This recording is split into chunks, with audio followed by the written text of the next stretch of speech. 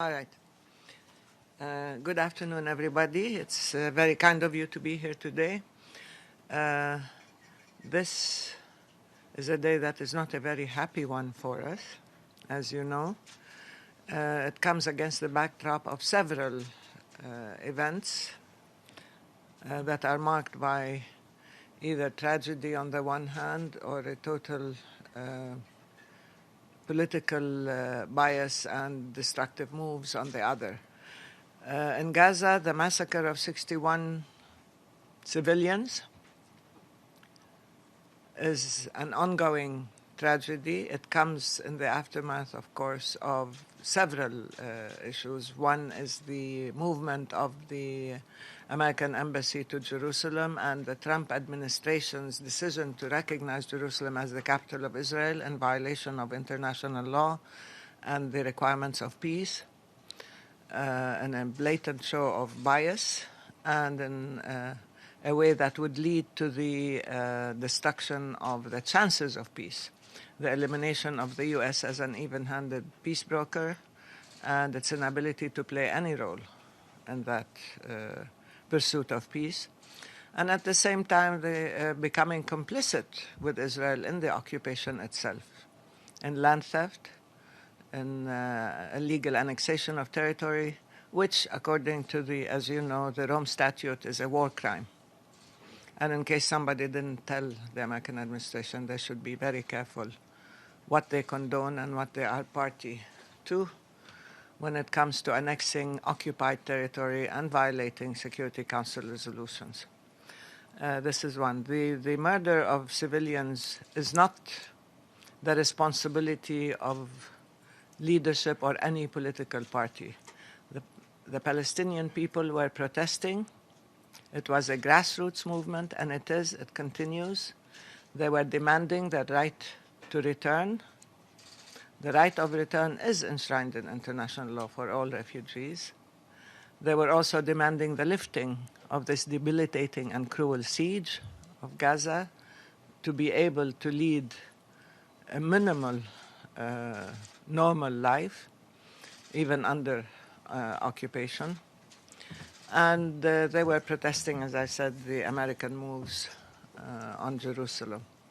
So, in a sense, it's very disingenuous and misleading to find in Hamas a convenient scapegoat and to blame the death of civilians and the death of innocents at the hands of the Israeli military on Hamas. These were the people who were acting on their own, who were protesting on their own land. And therefore, it is, the last I heard, the people who were shooting, the people who were using sniper fire, the people who were using drones, tank shells, are the Israeli army. And therefore, the Israeli army has to be held responsible squarely, and not to try to find excuses for these horrific murders and to try to blame the victim as usual. And at least the representative should have had the decency to stay or to stand up or to acknowledge the victims and not to walk out. And again, not to blame the victims. This has to stop. That is why we are seeking real solutions. We are not attempting to find any kind of pacification or any kind of economic peace or any kind of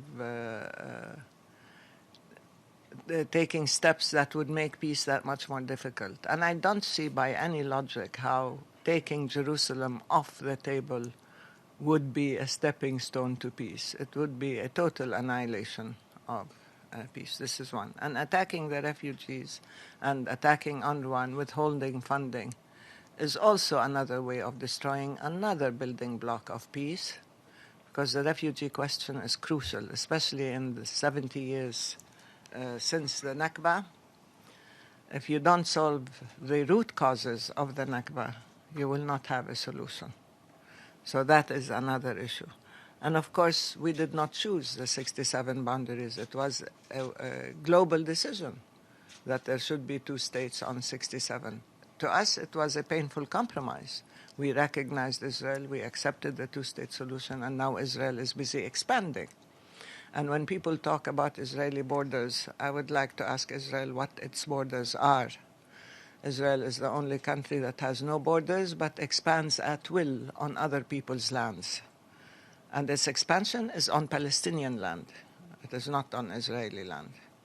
And it expands as it goes along. And this has to stop again. So the question of Israeli sovereignty over its own land is very much in question because the West Bank is occupied, Jerusalem is occupied, Gaza is occupied, and these are all Palestinian territories that must be restored to Palestine if there is to be peace. I would like to thank all the countries who have expressed solidarity, countries that have recalled their ambassadors, beginning with Turkey and others, and some European countries, Ireland, Belgium. There are countries that are not easily intimidated by the U.S. or by the threats of the U.S. representative to take down names. And I believe that the international community can be counted on so far still to do what is right. That's why we have asked for international protection and looking into the various means available in accordance with the UN regulations and precedents available. We have asked for an independent commission of inquiry to come to Gaza and to actually issue a decisive and objective report as to what's been happening, because Gaza has been the target of unbridled Israeli violence for so long. And this again has to stop. We are also referring a case to the International Criminal Court on the settlements issue in accordance with the Rome Statute, as I said. And we have signed our accession to several charters and conventions and organizations. This is not a punitive measure. This is our right. It is our right to be a member of the international community, and it is our right to seek intervention and protection by the international community and to ask this community to respect its own legislation and its own charter and regulations. So it is indeed a very sad day, but at the same time, it is time that the Palestinian issue is dealt with on the basis of international law, international humanitarian law, and international human rights law. I will be glad to take your questions and move from there. Thank you. Dr. Ashrawi, welcome to the United Nations. On behalf of the UN Correspondents Association, we thank you for this press opportunity. My name is Sherwin Bryce-Pease, correspondent for South African Broadcasting. A couple of questions for you, and just a correction. The first country to withdraw its ambassador was not Turkey, it was South Africa. Yes. So I wonder, does the PLO find such actions useful? In addition to that, Ambassador Haley of the United States in the Council yesterday talked about those who suggest that the Gaza violence has anything to do with the location of the American embassy in Jerusalem are sorely mistaken. Rather, the violence comes from those who reject the existence of the State of Israel. Can you address that specific point? And also, as a final question, is the two-state solution dead? Oh, these are serious questions. Yes, I think the PLO certainly finds the withdrawal, the recalling of ambassadors a very important step, because first of all it signals to the Palestinians that they're not alone. It signals to the international community that there are laws and rules and regulations that govern the behavior of civilized nations that have to be respected, and it sends a message to Israel that it should be bound by these rules and regulations that dominate civilized behavior if you want to be a state among other states within this global collective. It's extremely important, and we call on all the Arab countries to do that, all the Organization of Islamic Conference to do that, and any country that understands the importance of taking a stand when there are violations like this, because it means that you respect the global rule of law and that there is accountability for Israel. The main problem is Israeli impunity and lack of accountability for Israel. I mean, don't get me going on Ambassador Haley.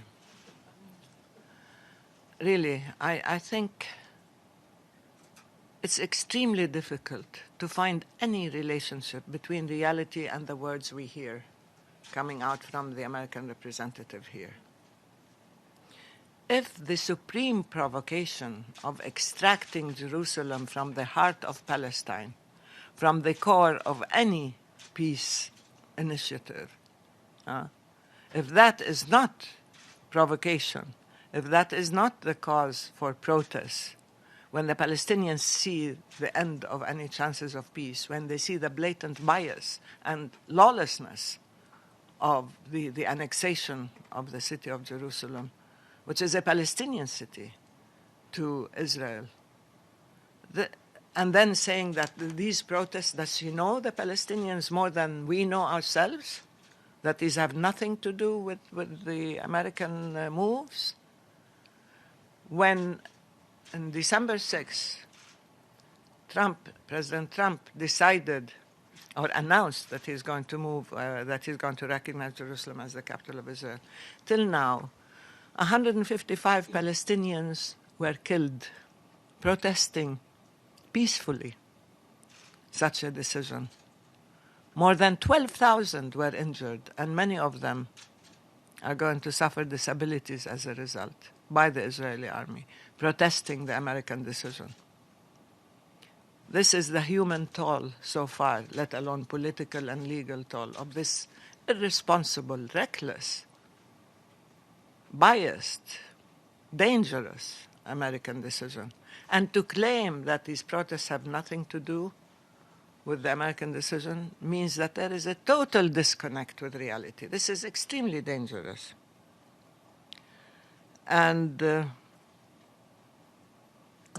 what did he? The state of Israel, the recognition of the state of Israel, she was saying that's what it's about. Oh. Well, State of Israel. it seems two-state again solution. that this is a disconnect with reality. In 1988, we recognized the state of Israel, our PNC, which is the Palestine National Council. And we entered negotiations on that basis. In 1993, there was an exchange of letters in which President Yasser Arafat recognized the state of Israel to live in peace and security, the right of Israel to live in peace and security. So that should be enough for anybody who is a member of this international community. You cannot attribute motives. You cannot decide on your own what the reasons are for these protests. Hamas, as an organization, and certainly the Palestinian people, as I said, are not a push-button people. They don't get instructions from above to do to protest. These are, as I said, grassroots, spontaneous moves, and they are mainly run by civil society, by independent people, by people who are driven to protest, to reject such an unfair and unjust reality, and to try constantly to find Hamas as a convenient scapegoat and to blame Hamas for everything, because they have labeled Hamas as a terrorist organization. Therefore, all Palestinians are terrorists and all Palestinians act at the behest of Hamas and so on. This is not only entirely untrue, but it is misleading, and it is a way of avoiding dealing with the truth. And this total disregard for human rights, for human suffering, this total acquiescence to a continued bloodbath in Palestine, and to continued impunity for Israel, and to continued lawlessness and criminality, this cover for Israel, has led the Palestinians to think that Israel has two representatives in the UN, not just one, and one of them even more adamant than the other. So this is extremely dangerous language. Now, the two-state solution, Israel is bent on superimposing Greater Israel on historical Palestine. We accepted the partition of Palestine. It was a painful concession that we made. We accepted Israel on 78% of our land, of historical Palestine. Now Israel wants to take over all of historical Palestine. And that is how the two-state solution is being destroyed. While everybody is talking about direct bilateral negotiations between occupier and occupied, Israel is acting unilaterally to annex more land, to steal more resources, to demolish more homes, to carry out ethnic cleansing, to annex Jerusalem and transform the character, the history, the culture of Jerusalem, and to render it into an exclusive city. And by the way, I have another comment about statements that for the first time Jerusalem is open to all three religions and they respect freedom of worship. Not a single Palestinian is allowed to enter Jerusalem unless he or she has a Jerusalem ID issued by Israel. Nobody from the West Bank or Gaza, be it Christian or Muslim or atheist or whatever, can enter Jerusalem. Not just to worship, but to go to hospitals, to carry out trade, to visit family. Because Jerusalem is besieged and enclosed by a whole, a horrific, actually, wall, apartheid wall of separation. You've seen it. By rings of settlements around Jerusalem, and by multiple military checkpoints that treat people like subhuman species, I don't say animals, to get to Jerusalem. And nobody can. So don't tell me there's freedom of worship. Don't tell me when the extremists go around, destroying church property or writing graffiti on walls or spitting at monks and nuns that this is freedom of worship. Don't tell me when they start targeting the holiest shrine, Haram al-Sharif, Masjid al-Aqsa, and they are there daily in incursions on Haram al-Sharif, that they are not provoking a religious war by showing total disrespect for other people's religions. And the government and the municipality are there watching. So all these claims, I hear all sorts of language that have nothing to do with reality and what's happening. We're there, we live there, we see what's happening. And it's unconscionable. Thank you. Yes. Thank you very much, Dr. Hanan. Talal Haj from Al Arabiya and Al Hadath. I'd like to ask you concerning the meeting that happened today in Cairo on ambassador's level for the Arab League, but most importantly about the foreign ministers level, which is being held by Saudi Arabia tomorrow for the... as a Palestinian, what would the Palestinian people would like to see the Arab do, beside the statements of solidarity and condemnations in practical terms? What would the Palestinian people expect and want the Arab nations to do? And my second question, you talked about requested the Palestinians to have an inquiry, independent, transparent, in the events of Gaza, and also to have protection for the civilians. But with all due respect, Dr. Hanan, that this is not going to happen unless the Americans have a change of heart in the Security Council. And as for the ICC has been looking into Palestinian cases for a long time, and until now, they haven't even done a preliminary examination. That's been taken forever and ever. They're looking into Afghanistan since 2008, and until now, they haven't finished and we all know why, of the crimes that took place in Palestine. How much faith you have in the ICC, really? Okay. I'll start at the end.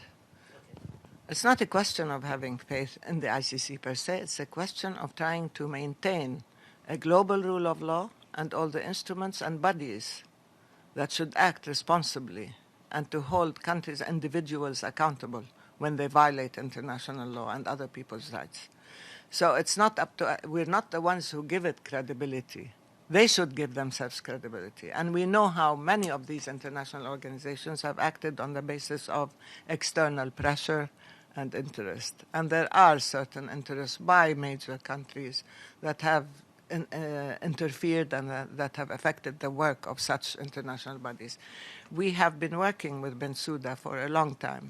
The civil society organizations have provided her with full information. Her office has all the files, all the documentation, actually more than they can handle on all the violations. They have them. And they have been engaged, as you said, in a preliminary investigation that has taken its time. Now, if the accused belonged to another continent or another color or whatever, then I'm sure it would be much faster. But still, we will persist because we believe there has to be accountability. You cannot constantly treat one country with exceptionalism. You cannot treat it as a country above the law. You cannot give it all these powers and freedom to act in ways that would undermine the global system as a whole. So, yes, we now, in referring the issue of settlements to Bensouda, this means that the ICC has to move, and has to move fast, that you cannot prolong a preliminary investigation for a long time. Now is the test. We'll see. We have referred this to the ICC, and we will see if they are going to move to respect and to safeguard the Rome Statute that describes settlements as a war crime. And there are individuals throughout the history of Israel who have been guilty of war crimes. And they are known, and there's enough evidence to have a very compelling case. We don't have to have faith in all these things, but we have to challenge them. And the same thing when we talked about protection and commissions of inquiry. Yes, there's a body, there's a whole long history and traditions. We have UN resolutions that have never been implemented. We know that, but it doesn't mean we give up.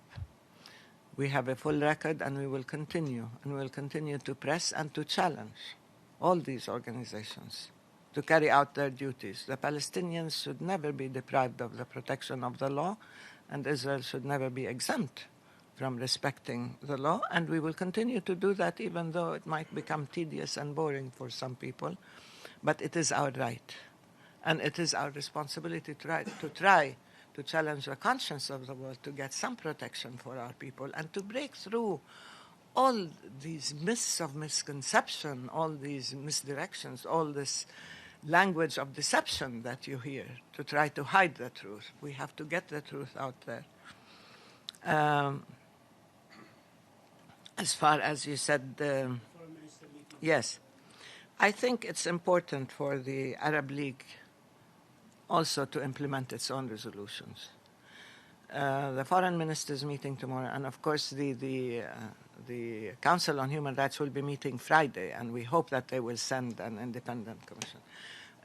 We expect several things from we are an Arab country, from the Arab League, and including the issue of holding countries accountable that recognize the State of Israel. This is that recognize Jerusalem as the capital of Israel. This is a decision they took in 1980, and they repeated it several times, 1990, I think, and 2000, and it is time that they take steps against countries who have done that. Now, we are not unreal. We know the relationship between some Arab countries and the U.S., and we know that they're not going to hold Israel, the U.S., accountable. But there are countries like Guatemala, for example. Why exempt Guatemala and other countries that might be thinking of following in the footsteps of the U.S.? This is, again, another illegal move, and this is a direct affront to the Arab world, to Palestine, and to the global rule of law. So I think that they should also respect their own decisions. They should act politically, and they are acting, of course, in this body here. Kuwait has acted, and other countries have been very effective in terms of pressing the Palestinian cause, in terms of also presenting a unified Arab position on this, regardless of what you hear from discordant voices here and there about their voices. We also rely on the Arabs for economic assistance and cooperation.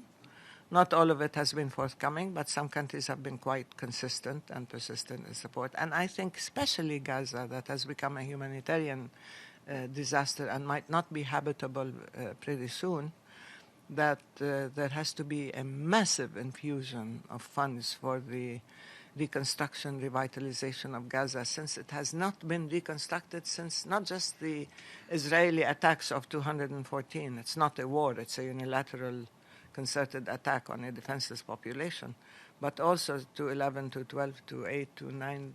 There's a series of attacks from which Gaza has not recovered.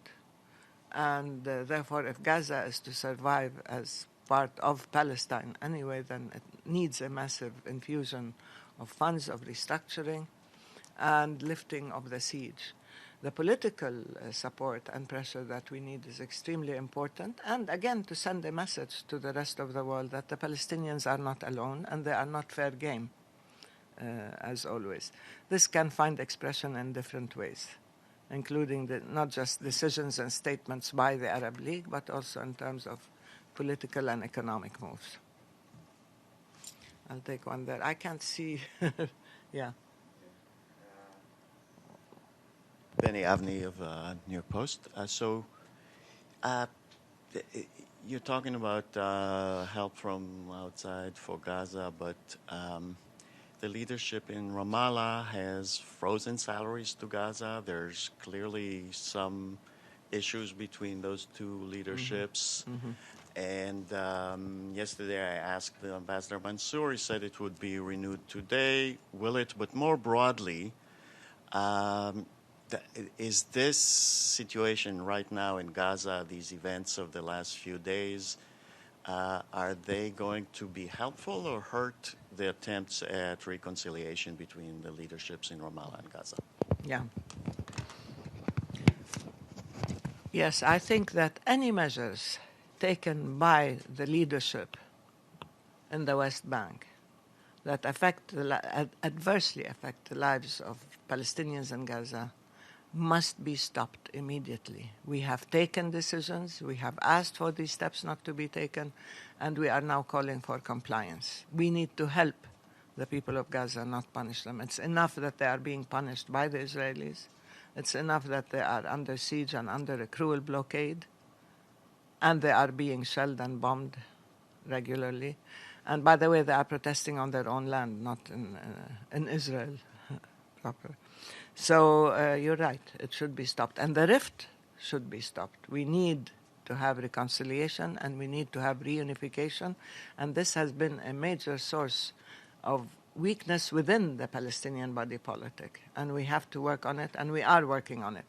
But I was talking to the Deputy Secretary General this morning, and I believe that the people of Palestine are moving much faster and more decisively than the leadership of Palestine, to be blunt. On the ground, you see the young people, grassroots organizations, civil society organizations, people who are acting together, who refuse to see any factional flag, who refuse to deal with any faction, who want to work together as Palestinians. And this is the defining element of these protests. You don't see any flag, any other flag. It's only Palestinian flag. And you don't see any factional politics. You see people actually there camping. You see people dancing. You see people studying. You see people reading. They're saying this is our life, our rights, and we're claiming our power. And I like that. I like the fact that the Gazans and the Palestinians in the West Bank as well are calling out for reconciliation and for reunification, and in many cases are not waiting for their leadership to do so, but are doing it on the ground. And I think if the leadership does not rise to the challenge, that they are losing credibility. They have lost, many of them, credibility as a result of this. So, but do you think it will happen? I think that these moves are sending a clear message that reconciliation is not a luxury, it's an imperative. And it is not a political game. This is something that has to do with the lives of people. This is a question of survival. This is a question of facing the tremendous challenges that all Palestinians face, whether in Gaza or in Jerusalem or in the West Bank or even in exile, and even many of them within Israel proper.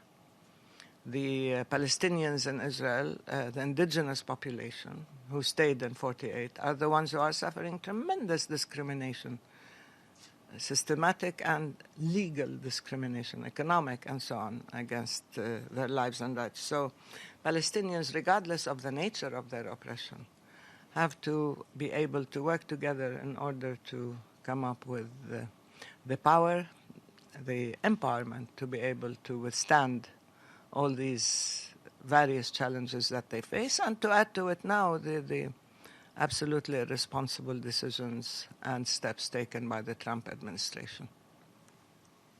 Okay, there, and then I'll move back here. Yeah. Yes, Stefano Vaccara, Radio Radicale in Rome and La Voce di New York.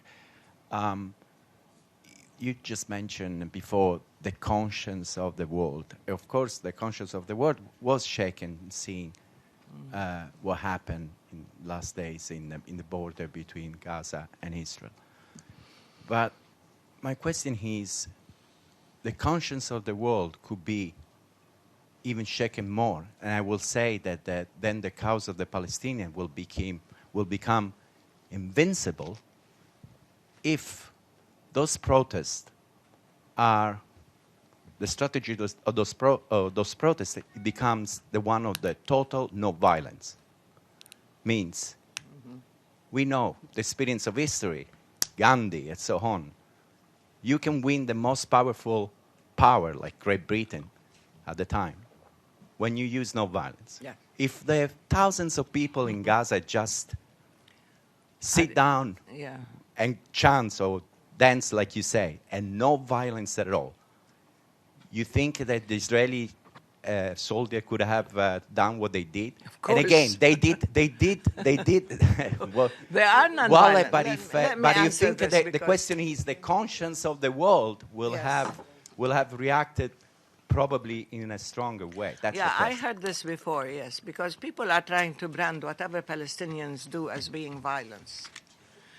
The Palestinians protesting in Gaza are protesting non-violently. If you see the smoke and the fire, this is on their own land in order to create a smoke screen so that the snipers wouldn't kill them. And the snipers still do, because sometimes they shoot indiscriminately and kill people. You don't have to be violent to be killed by Israel. Look, we were in the first Intifada. It was entirely non-violent. And what happened? Thousands were killed. Since the creation of the State of Israel, between 800,000 and 1 million Palestinians were killed.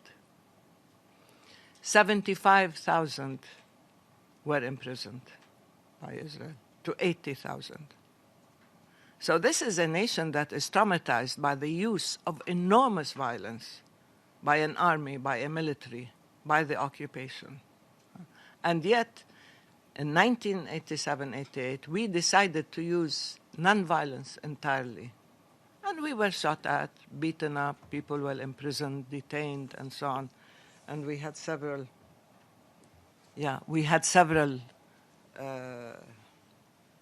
cases.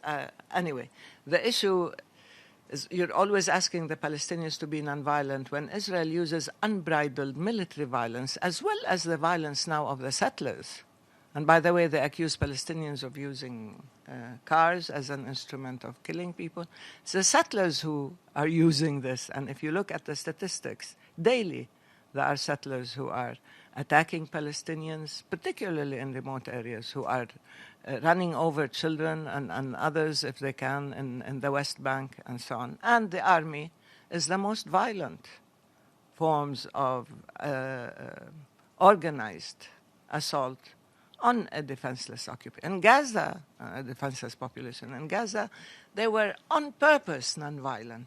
On purpose, they chose to be nonviolent.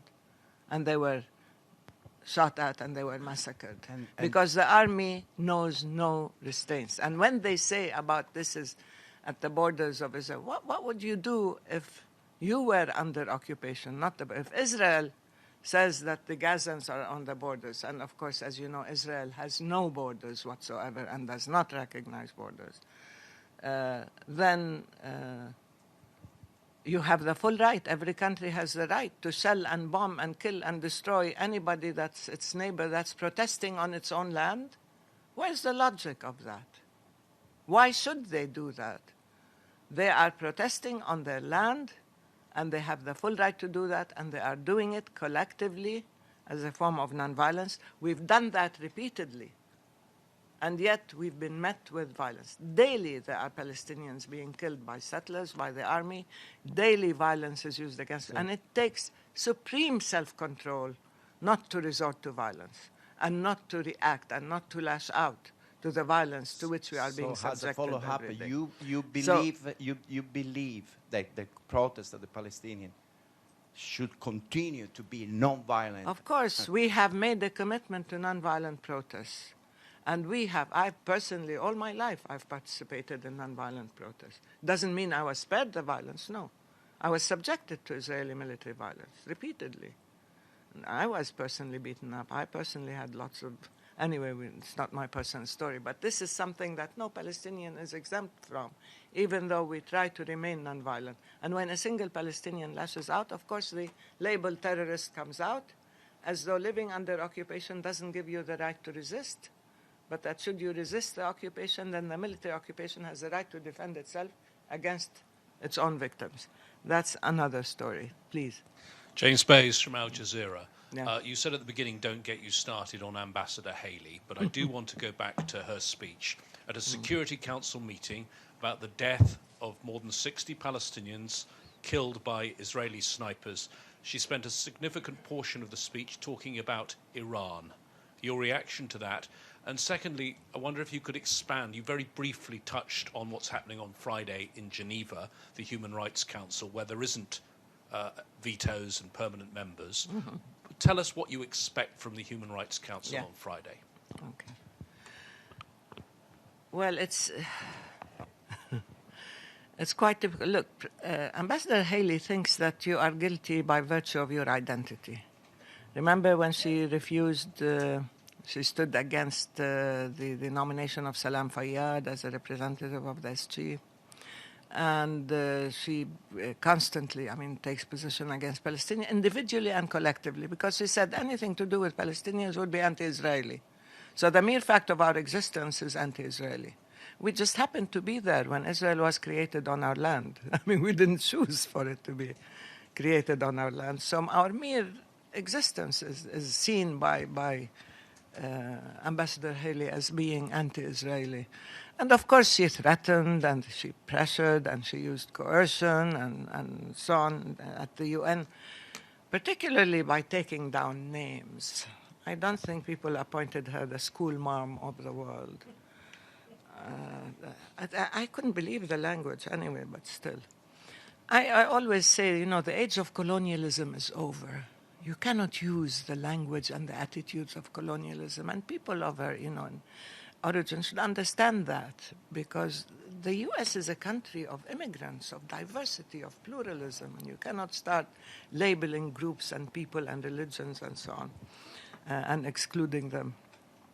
But on the question, there is a total disdain and disregard for the value of human lives when it comes to Palestinians, and we have seen that.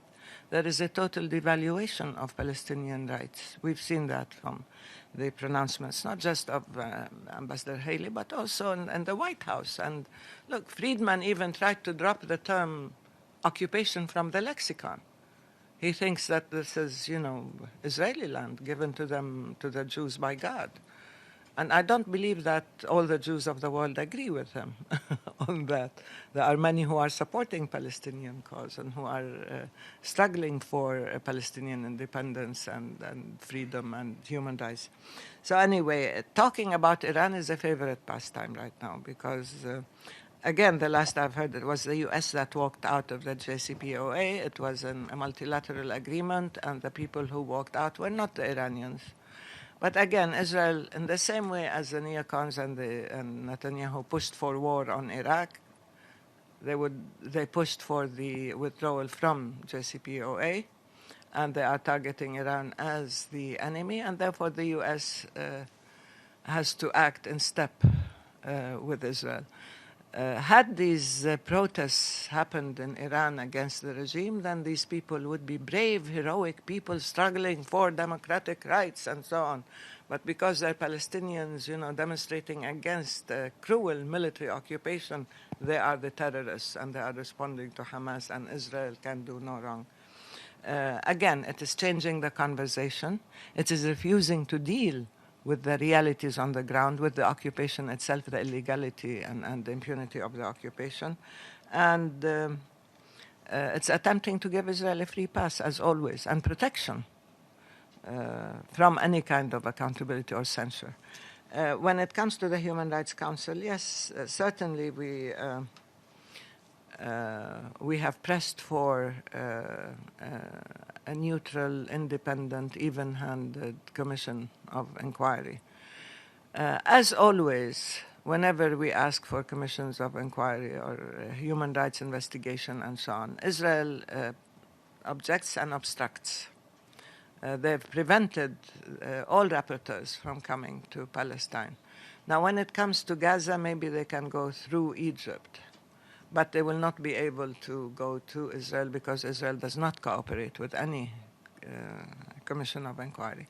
At least when you have an independent body like that, then they can try to give you a report that is persuasive and that is not part of the attempts at distortion or diversion or creating other issues, but to deal with the real issues. So that's one thing we want. And of course, we want them to continue, not just to monitor, but to urge to take steps. Like, we believe that if you are a member of the high contracting parties of the Fourth Geneva Convention, that you should have been meeting. You should have urged this body to meet in order to ensure respect for the convention. Not to discuss applicability, but to find means of enforcement. This is what we need. And that's the political will we're constantly challenging all bodies to exercise, to use, in order to play an effective and constructive role in this tragic situation. One more at the end. Yeah. How you're talking about Israel obstructing independent investigation. So do you see it playing a role in obstructing the ICC preliminary investigation? Thanks. The preliminary investigation has been taking place, and there was a committee that was sent, and I think they saw the Israelis very briefly for that, but I don't know what they came out with. They were asked that they would not pursue any kind of active or in-depth investigation that would lead to any punitive measures. I think that's as far as they cooperated. But Israel is not a member state, nor is the U.S., but they exercise influence from outside the ICC. And I don't think that Israel has at any point really cooperated with any body that sought to investigate its actions or behavior or to hold it remotely accountable for its violations. Yes. Yeah. No, behind. Okay, then the last question was... Thank you. George Baumgarten, correspondent for Jewish newspapers in North America. Mm-hmm. Thank you for this press conference, Dr. Ashrawi. I'd like to address myself in particular to the people not just demonstrating within the territory, within the boundaries of Gaza, but the people trying to break down the fence and enter the state of, as you call it, Israel proper. Mm-hmm. Yeah. What would you, keeping in mind that the influence of the institution of nonviolent protest, what would you expect of these of the Israelis when confronted with this kind of invasion? Would you expect them to just line up in two rows and wave hi, or how would you expect them to deal with these people entering their territory? Yes, first of all, if you look at the map, the fence, the barbed wire fence you're talking about, is on Gazan land. It's on Palestinian land. It's not even the boundaries of Israel, because Israel raised and went into Gaza and cleared up the land and told the Palestinians of Gaza they have no right to enter that territory. So they're not even getting into Israel proper, so to speak. And look, even if a few hundred unarmed civilians, even if, suppose by some remote, miraculous chance they managed to get into Israel, well, they never have done that anyway, it's an empty land there. There's no reason to shoot to kill. There's no reason to kill unarmed people. There's no reason to kill civilians when they are clearly just trying to protest on their own land. And I don't think, I mean, if you want Israel to defend its boundaries, I would like to ask you to have Israel define boundaries. The moment it does that, it means the 67 lines, it means that Palestine has its own boundaries. It means that Jerusalem is occupied territory. But because it doesn't want to acknowledge the concept of limits, whether territorial limits or limits to moral behavior or limits to violence, it can get away with it. But it is time that Israel is held to limits in all aspects, including territorial limits. And I think that the shoot-to-kill policy has another purpose. It is not to defend its boundaries, because there are Palestinians within Israel. There are Palestinians who come and go all the time. There are Jerusalemites who can go to Israel all the time. There's no defending its boundaries and so on. This is just an excuse to continue these extreme measures against the Gazans and to tell people that protests don't work. Peaceful protests don't work. They will be met with enormous violence.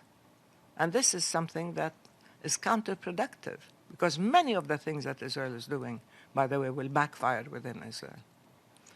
Okay.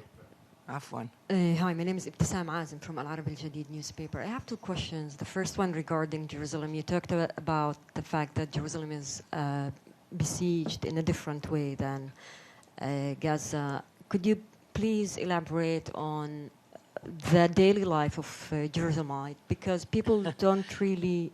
they don't understand, yeah, but it what's takes going a on. long time to I know. explain. And the issue of Palestinian prisoners, and especially we see now a lot of children who have been arrested and they stay sometimes for months in jail. Could you also talk about this? And whether you are able to document these violations? Okay, we do have. I'll have another question from the woman, lady, gentlewoman behind you who wanted, and then I'll answer. I'll try to answer you. Sorry about that. In regard to your mention of wanting protection for civilians, international protection, what form would you envision that taking if it could come to pass? Okay, good. I'll start with her question because it's easier. There are several precedents at the UN, and we're looking into all of them. They took place in Central Europe, they took place in different places, Bosnia and Kosovo and so on. There was a form of protection in Namibia, the transition period. We can look at all. One thing I really am not very keen on is the TIP, Temporary International Presence. We had that in Hebron. And after the Ibrahimi Mosque massacre, when Goldstein massacred 29 Palestinians at the mosque, and then the army managed to kill 30 more. People don't remember that the Israeli army, instead of stopping Goldstein and so on, shot and killed Palestinian protesters. Because the TIPH in Hebron, Temporary International Presence in Hebron, has been entirely ineffective. You have representatives there. They are treated like Palestinians by the army. They are pushed around. They are arrested. They are not allowed to enter areas. They are subject to curfew. And all they do is write reports to their countries and nothing happens. So what we need is something with more teeth, let's say, with more power, with ability to affect behavior on the ground and to provide genuine protection.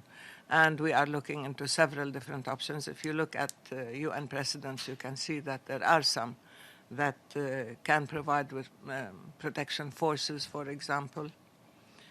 Not peace observers, we don't have peace, but protection forces. And they are available within the UN system. It just needs the will and the resolution to do that. And I'm sure that if it goes to the Security Council, the US will exercise its 44th veto. We'll see. As far as Jerusalem, I mean, look, Jerusalem has been subject to the most stringent regime of control. The Palestinians of Jerusalem were transformed instantly when Israel occupied Jerusalem. We were all transformed into residents with no rights. So neither the Palestinian leadership has rights over Jerusalemites, nor do the Palestinians have rights in Israel. They are residents. And then it legislated draconian laws that you have to prove Jerusalem is the center of your life. Otherwise, they take away your residency and you have nothing, nowhere to. You become non-existent. So you have, for example, to prove that Jerusalem is the center of your life. So you have to show rent or ownership papers. You have to show regularly electricity bills and water bills and phone bills and so on. You have to send your children to school in Jerusalem. But Israel doesn't give schools in Jerusalem permission to build classrooms or even to build, because Israel has taken all the Palestinian land of Jerusalem and left us with only 13% of the land of Jerusalem. So they don't build schools. You send your schools outside Jerusalem, your children outside Jerusalem to school. Jerusalem is no longer the center of your life, they can take away your ID, confiscate it. This is a form of ethnic cleansing they do. They besieged Jerusalem, so all the tradespeople, the shops and so on of Jerusalem are suffering because they're unable to work without the Palestinians from outside Jerusalem. And if you start to open a shop or any kind of trade outside Jerusalem, then it's no longer the center of your life. You lose your residency. You have no permission to build. They don't give you permission to build, even on your own land or to renovate your home. Should you do it, they will destroy it. So if you have an expanding family, children, and so on, you move outside the city, not as we define it, as Israel defined it, then you lose your ID. So there has been a systematic ethnic cleansing leading to up to 15,000 IDs confiscated, removed from Palestinians. In addition, I mean, within that exorbitant system of taxation and so on, now they have fragmented Jerusalem. They have planted within the eastern part of Jerusalem and the old city settler units and settler housing. They have taken whole areas and built settlements in and around Jerusalem. But the border guards and the security police and so on are more present in Jerusalem than the civilians and the people are. And there are cameras everywhere in Jerusalem, so you can't move. The shops of the old city are all going bankrupt. People living in the old city feel entirely vulnerable. There is a systematic system of arrests and detention constantly, without due process, without any rights in Jerusalem. And then there is a system of collective punishments. Now they've introduced a new law about confiscating IDs from anybody whom they think is working against Israel. So the Palestinian members of the Legislative Council, the parliamentarians who were elected, who were arrested by Israel, now are losing their IDs. They have confiscated their IDs. This law enables Israel to carry out even greater ethnic cleansing. So the siege of Jerusalem is not just an external siege with the different ID colors and a different system of discrimination, and with the wall and with the settlements and with the horrific checkpoints. You could stay for hours there, and not even if you have a Jerusalem ID.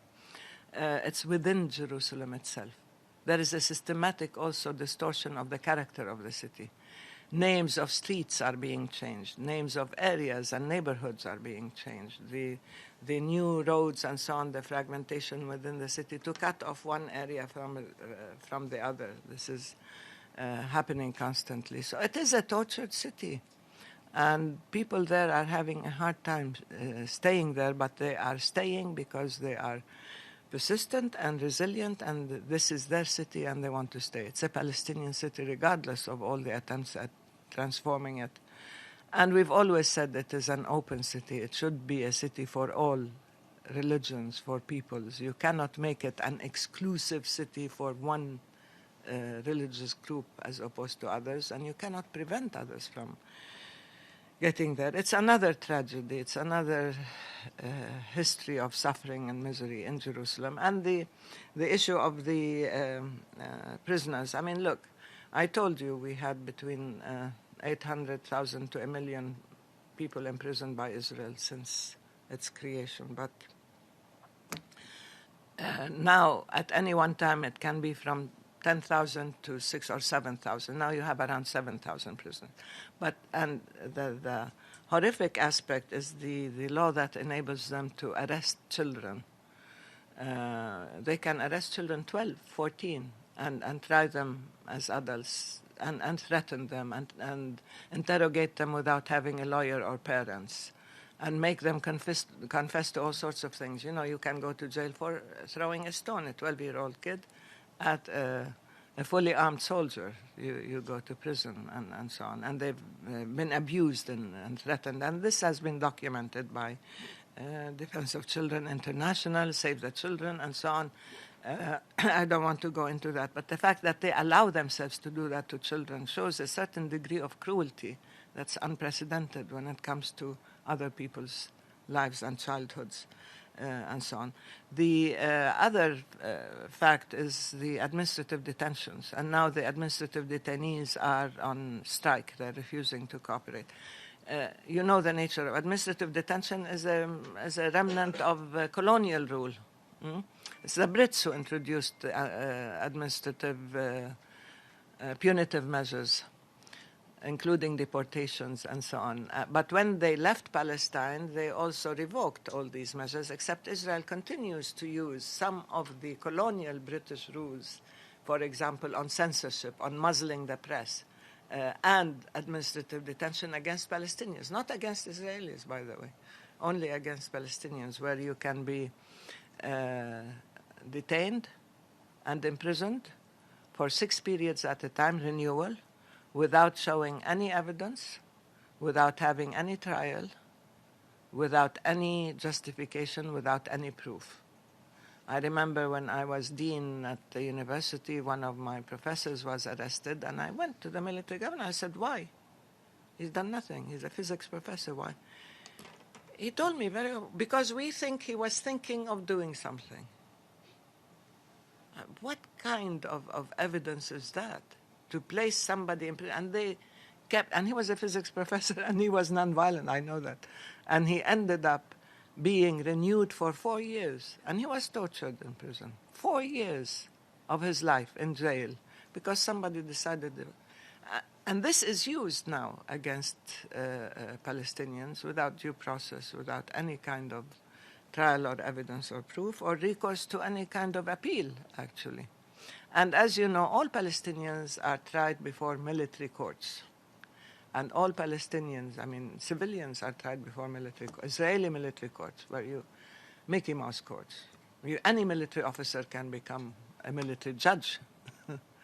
I used to go to trials of our students, and the army would be sitting there, and the soldiers would be picking which student do they testify against. And we proved that these soldiers were not at Birzeit University, and they didn't know the lie of the land or the terrain, and still the students were convicted.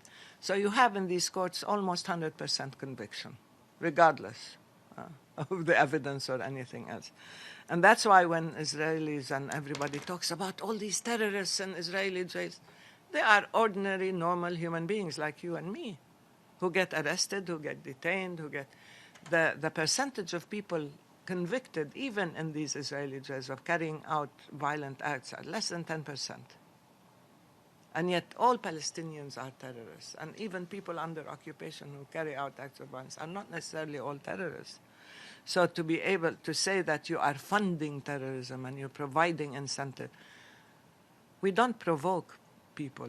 The Israeli occupation provokes people. We don't incite people. The Israeli occupation and the army and the settlers, they incite people. And these, to us, the prisoners are political prisoners. They are prisoners of conscience. They have families. They have been extracted from their lives and incarcerated and placed in prisons. In most cases, in the overwhelming majority of cases, unjustly and without fair trial. And of course, in violation of the Fourth Geneva Convention, where they try them, where they hold them in Israel, not in the West Bank or Gaza. They have prisons in Israel for Palestine. Not only that, but the prisons have become very profitable. I don't have time to talk about that, how the canteen, how they get money from the prisoners and so on. But it is a compound, complex system of injustice and total distortion of the law and due process, and a violation of the Fourth Geneva Convention in every aspect. Thank you very much, guys. I really have to go. Appreciate your coming here.